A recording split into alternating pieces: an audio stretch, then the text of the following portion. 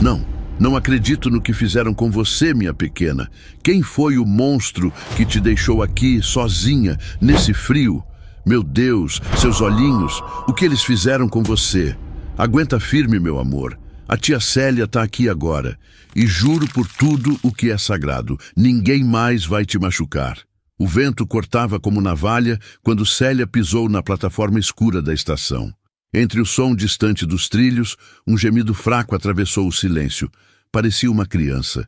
Ela seguiu a voz, tropeçando entre caixas e ferrugem até ver um pequeno corpo encolhido no chão. Meu Deus, quem fez isso com você? Sussurrou, ajoelhando-se, enquanto o pano sujo caía do rosto da menina. E quando a luz fraca da lanterna tocou seus olhos cobertos de sangue, Célia entendeu que a verdade era muito pior do que imaginava. Antes de começar essa história, me conta uma coisa. De qual cidade você está assistindo e que horas são aí agora? Eu adoro ver gente de todo o Brasil e até de fora, acompanhando essas histórias emocionantes aqui no canal.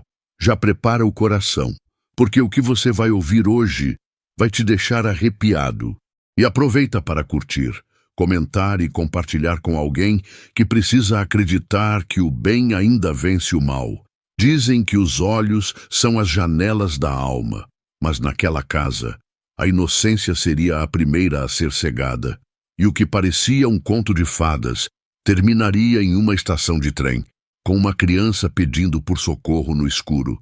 Rodrigo Menezes era o tipo de homem que todos admiravam e invejavam ao mesmo tempo.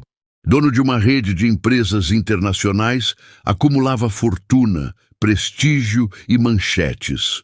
O empresário do ano, o milionário mais influente da capital.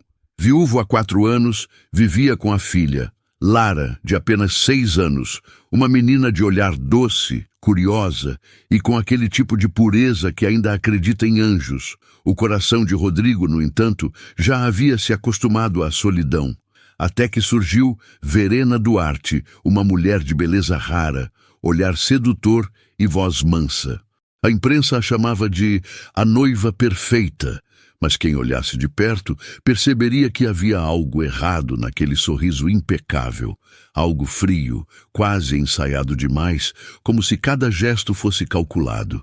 E ninguém notava isso melhor do que Dona Célia, a faxineira que há 15 anos limpava cada canto daquela mansão, e que mesmo em silêncio sabia ler pessoas melhor do que qualquer psicólogo. Enquanto Verena circulava pelos corredores, com vestidos caros e perfumes caros demais para o horário da manhã, Célia observava de longe. Ela era invisível para todos, menos para Lara, que a chamava de tia Célia, e insistia em ajudá-la a arrumar as flores da sala. Um dia, quando eu crescer, quero ser boa como você, dizia a menina, abraçando a mulher que para ela era a única figura realmente acolhedora daquela casa. Mas à medida que o casamento de Rodrigo e Verena se aproximava, a mansão parecia mudar de energia. Portas se fechavam com mais força, vozes sussurradas ecoavam pelos corredores, e a pequena Lara passou a chorar à noite, dizendo que sonhava com sombras e que alguém a observava do espelho. Célia tentava acalmá-la, mas dentro de si algo ardia. Uma sensação de que o mal já havia atravessado a porta principal sem que ninguém percebesse. Verena, sempre elegante, começou a tomar decisões sobre a rotina da casa. Ordenou mudanças no cardápio, no jardim e até na forma como Lara se vestia. Uma criança de família nobre precisa parecer uma princesa, dizia, enquanto retirava os brinquedos simples que a menina adorava. Rodrigo, ocupado com viagens e reuniões, via tudo com naturalidade. Afinal, confiava cegamente na mulher que, segundo ele, devolveu a cor à sua vida. Até que, em uma manhã aparentemente comum, Verena fez uma sugestão com voz doce e sorriso delicado. Rodrigo, acho que Lara precisa de disciplina. Um colégio interno seria ótimo para o desenvolvimento dela. O homem, sem perceber a intenção oculta, apenas respondeu: cuide disso para mim, amor. Confio em você. Foi nesse instante que a história começou a desmoronar. Não por falta de amor, mas por excesso de confiança nas mãos erradas. Nos dias seguintes, Célia notou um comportamento estranho. Verena passava longas horas trancada no escritório, sempre ao telefone, sussurrando. O motorista Cláudio, o mesmo homem que trabalhava ali há anos, parecia inquieto. Trocava olhares rápidos com a patroa e evitava cruzar com Célia. À noite, Verena saía com ele sob o pretexto de ver escolas, mas sempre voltava tarde, com o perfume misturado ao cheiro de gasolina e um olhar de quem carregava segredos. Naquela sexta-feira, Lara apareceu com as malas prontas. A mamãe Verena disse que vai me levar para uma escola linda, tia Célia, disse sorrindo. O coração da faxineira apertou. Algo não estava certo. Ao ver o carro saindo da garagem, ela sentiu o estômago revirar e murmurou para si: que Deus me perdoe. Mas esse olhar não é de mãe, é de quem está levando uma criança para o inferno. E ela estava certa. O que viria nas próximas horas transformaria aquela casa em palco de uma tragédia. Mas o que ninguém sabia é que, enquanto todos acreditavam que Lara estava a caminho de um colégio, o destino dela já estava selado em uma estação de trem abandonada e o pior ainda estava por vir. As horas se arrastaram como séculos. Quando o relógio marcou 7 da noite e o carro não havia retornado, Célia já sabia que algo terrível tinha acontecido. Tentou disfarçar a aflição, mas as mãos tremiam ao limpar o chão de mármore. Rodrigo, chegando de uma reunião, perguntou: cadê a Lara? Verena respondeu com um fingimento impecável: amor, você não lembra? Eu mesma levei ela para o colégio em Campos do Sul, só volto amanhã. O tom calmo dela era ensaiado demais. No dia seguinte, o que chegou não foi a criança, foi o caos. Um telefonema interrompeu o café da manhã. Uma voz masculina distorcida anunciava um sequestro e exigia dinheiro. Rodrigo ficou pálido, o copo caiu da mão e se espatifou. Verena desabou em lágrimas, teatralmente. Célia, observando de longe, notou um pequeno detalhe. A voz do sequestrador tinha um leve sotaque familiar, idêntico ao de Cláudio, o motorista. A mansão virou manchete em todos os canais. Helicópteros sobrevoavam a casa, repórteres acampavam no portão e Verena se transformou na viúva sofredora antes mesmo de casar. Ela está devastada, diziam os jornais. Célia via o teatro de perto. A mulher que ela conhecia agora chorava sob luzes de câmera, enquanto dava entrevistas sobre a dor de perder uma filha. E Rodrigo, destruído, mal dormia. Célia, silenciosa, recolhia detalhes que ninguém notava. Uma etiqueta de vestido infantil queimada na lareira, uma boneca rasgada jogada no lixo e um papel amassado com o nome de uma estação de trem anotado a lápis. O instinto falou mais alto e ela guardou tudo no bolso, jurando a si mesma que descobriria o que realmente aconteceu.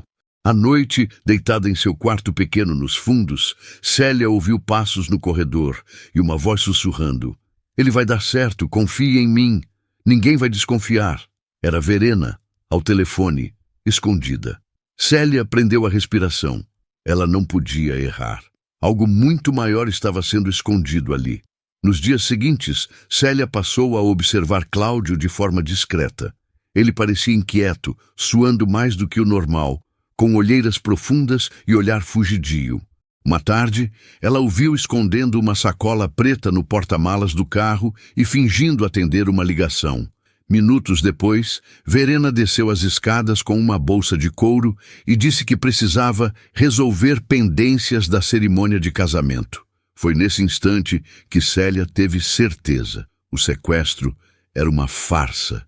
Meu Deus, o que essa mulher fez com a menina? Murmurou, sentindo o corpo gelar. Fingiu que voltava para o serviço, mas seguiu o carro de táxi, anotando cada curva, cada parada. O veículo estacionou próximo à linha férrea desativada, nos arredores da cidade. Lá, Cláudio desceu e jogou algo no mato. Algo pequeno, embrulhado em tecido infantil. Célia esperou o carro sair e, quando se aproximou, viu o impossível. Era o uniforme da pequena Lara, ainda com cheiro de perfume e medo. Célia voltou para casa com o coração aos pulos, a mente em guerra. Devia contar tudo à polícia, mas sabia que sem provas diretas seria desacreditada. Afinal, quem ouviria uma faxineira contra a noiva do homem mais poderoso da cidade? Decidiu seguir outro caminho, o da verdade silenciosa. Vasculhou o quarto de Verena e encontrou um celular escondido no fundo de uma gaveta, com mensagens trocadas entre ela e Cláudio. As conversas confirmavam o caso amoroso e o plano. Assim que ela sumir, ele assina o testamento e o resto é nosso. O sangue de Célia gelou. Apagou as digitais e devolveu o aparelho ao lugar. Naquela noite, olhando para o retrato de Lara sobre o criado mudo, sussurrou com voz embargada: Eu prometo, minha pequena, seja onde for que te deixaram, eu vou te achar. Mesmo que tenha que entrar no inferno de cabeça erguida. Mas o que Célia não sabia é que o inferno estava mais perto do que imaginava e que atrás de uma estação esquecida, a verdade esperava por ela, viva, ferida e cega. Durante dias, Célia não conseguiu dormir. As mensagens que havia lido no celular de Verena ecoavam em sua mente como um martelo constante. O rosto de Lara aparecia em cada canto da casa, como se o sorriso inocente da menina ainda flutuasse nos corredores em busca de ajuda. Ninguém mais falava dela. Rodrigo, em depressão profunda, se afastara da imprensa e se trancara no escritório. Verena controlava tudo. A segurança, as ligações, até o acesso dos funcionários. Mas Célia fingia normalidade. Esperava a hora certa, observava, anotava cada detalhe. Até que uma tarde viu Verena sair apressada, sozinha, dirigindo o próprio carro. Algo raro. Célia pegou um ônibus e seguiu discretamente, o coração acelerado. A mulher parou perto da mesma estação velha, anotada no papel encontrado dias antes. O local estava abandonado, coberto por mato e silêncio. Verena desceu, olhou ao redor e jogou uma caixa no chão. Depois, voltou ao carro e desapareceu. Célia esperou o ruído do motor sumir e só então se aproximou, tomada por um medo que beirava o desespero. A caixa estava amassada e dentro havia uma boneca quebrada, manchada de sangue seco. Célia levou a mão à boca, contendo o grito. Ajoelhou-se, rezou em silêncio e então ouviu um som quase imperceptível, vindo de trás do prédio da antiga bilheteria. Um gemido infantil. Tem alguém aí? Sussurrou com a voz trêmula. Nenhuma resposta. Apenas um soluço fraco, como um choro contido. Seguiu o som, abrindo caminho entre tábuas e ferrugem, até encontrar algo que fez o mundo parar.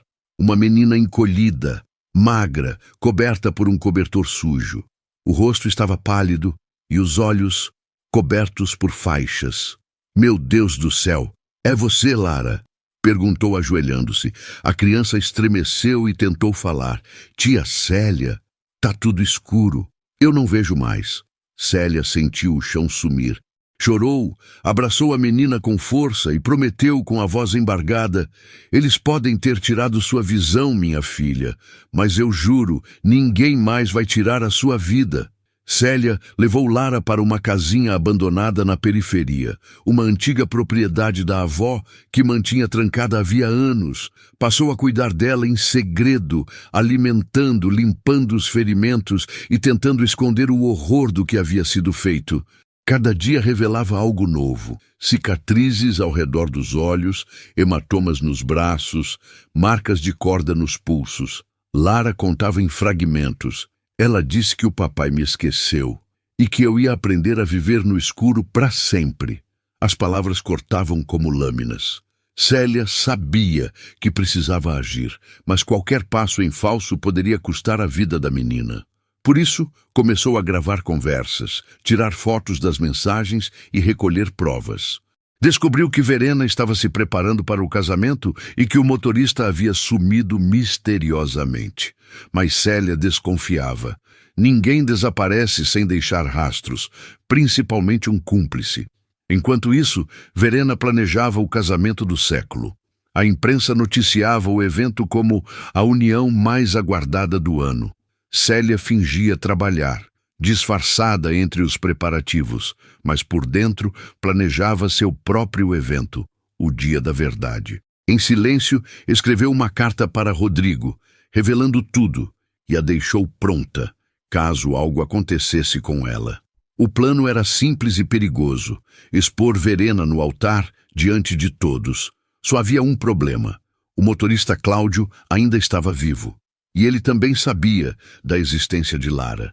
Na véspera do casamento, Célia percebeu que estava sendo seguida. Um carro preto estacionou próximo à sua casa, e uma sombra observava pela janela. O medo apertou o peito, mas ela não recuou. Abraçou a menina e disse baixinho: "Se eles acham que me intimidam, é porque ainda não viram o que uma mulher sem nada a perder é capaz de fazer."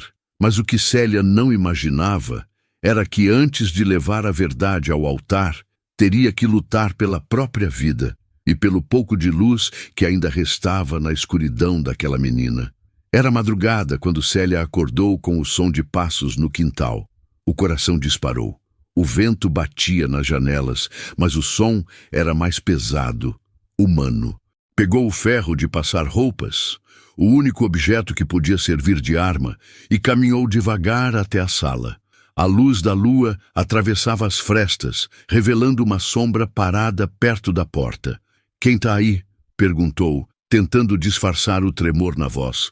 Nenhuma resposta, apenas o rangido da maçaneta. De repente, a porta se abriu com um estrondo e Cláudio, o motorista, surgiu com o rosto deformado pelo medo e pela culpa. "Você devia ter ficado calada, Célia. Agora vai estragar tudo." A mulher deu 2 passos para trás, protegendo Lara, que dormia no sofá. "Onde está a menina?" gritou ele. Célia não respondeu. Apenas levantou o ferro de passar e acertou o primeiro golpe. O barulho ecoou como um trovão. A luta foi brutal, desesperada. Móveis caíram, vidros estouraram e o sangue respingou nas paredes. Ela lutava por instinto, por amor, por justiça. Quando ele a empurrou contra a parede, ela ergueu o ferro uma última vez e, com um grito, derrubou o homem ao chão. O silêncio seguinte foi ensurdecedor. Célia tremia, chorando, olhando para o corpo inerte. Lara acordou assustada, tateando no escuro. "Tia, o que aconteceu?" perguntou com a voz fraca. Célia se ajoelhou ao lado dela, limpando o sangue do rosto. "Nada, meu amor, acabou. Agora a gente vai mostrar pro mundo quem é o verdadeiro monstro."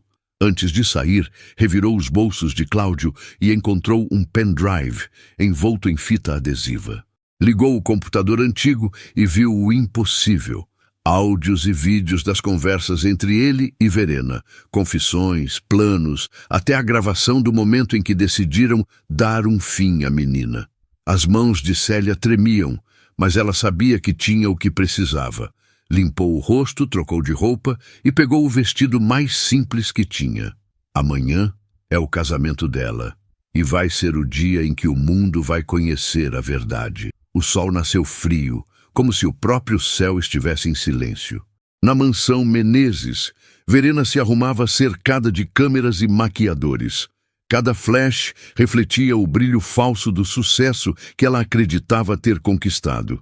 "Hoje acaba tudo", disse olhando-se no espelho. Do lado de fora, repórteres e curiosos se amontoavam para ver o evento do ano. Rodrigo, abatido, era apenas um fantasma em meio à própria festa. Célia, vestida de forma modesta, observava de longe, segurando a mão de Lara. "Tá pronta, minha menina?" perguntou.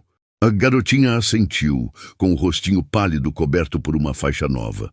"Eu tô, tia. Eu quero que o papai saiba."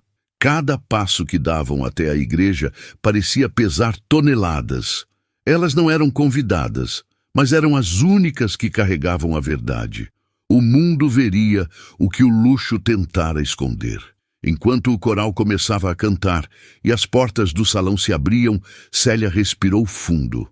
"Seja o que Deus quiser", murmurou. Dentro, Verena sorria ao caminhar pelo tapete branco, sob os flashes das câmeras. Todos aplaudiam. Rodrigo, com os olhos marejados, esperava no altar.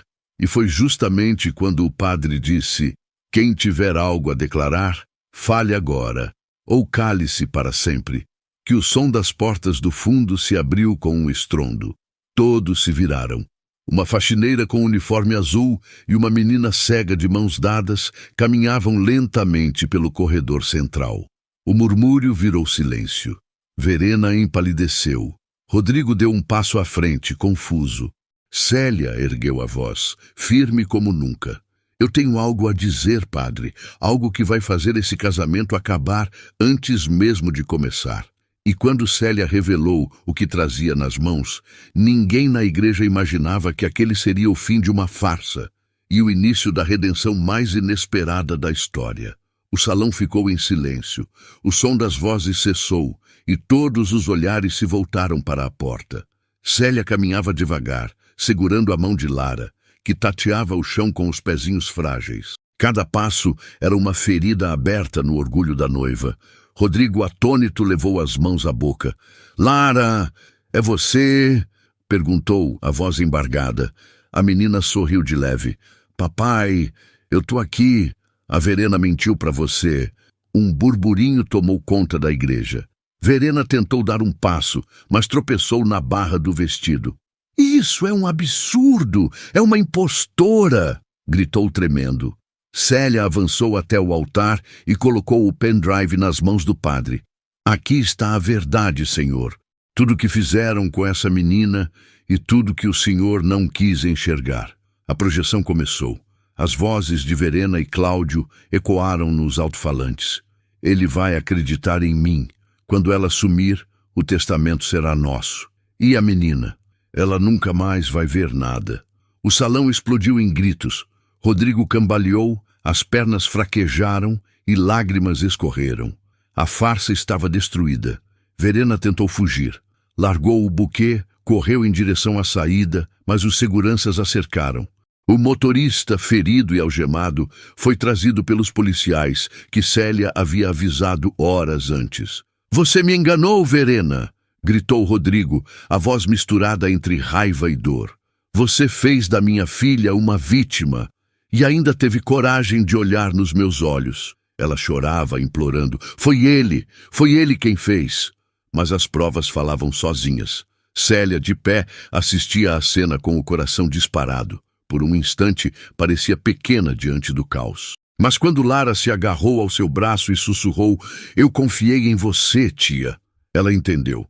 Não era apenas uma faxineira, era o pilar invisível que sustentava o que restava de humanidade naquela história.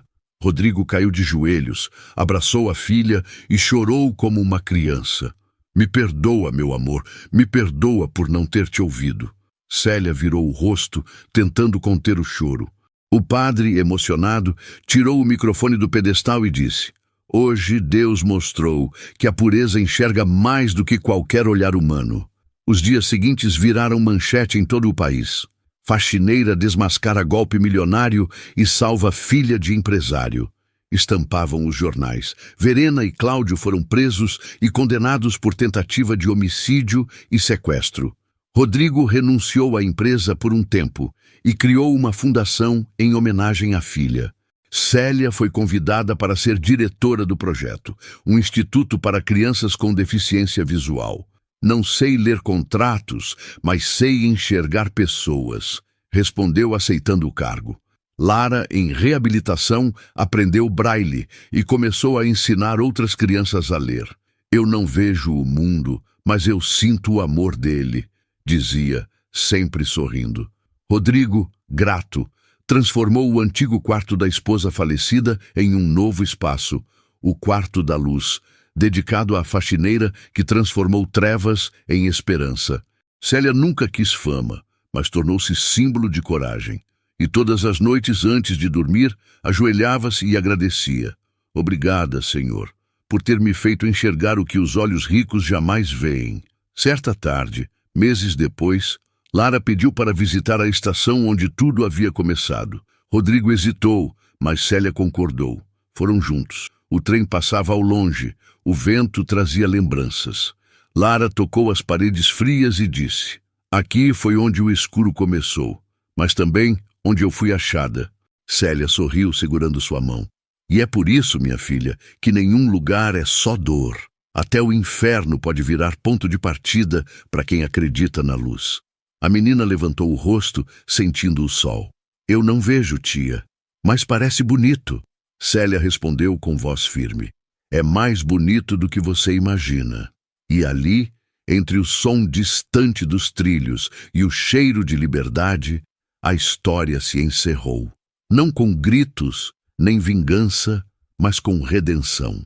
Porque às vezes é no silêncio de uma estação esquecida que nascem os maiores milagres. Nunca subestime o olhar de quem o mundo tenta apagar.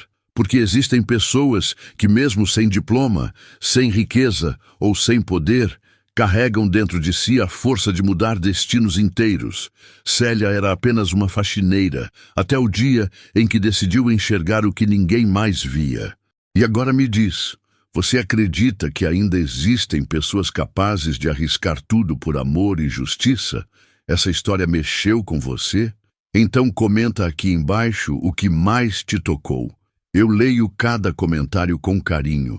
É o jeito que a gente mantém essa corrente de esperança viva. Curte e compartilha com alguém que precisa acreditar que o bem ainda vence o mal. E não esquece, às vezes, é no escuro que nascem as pessoas que mais brilham.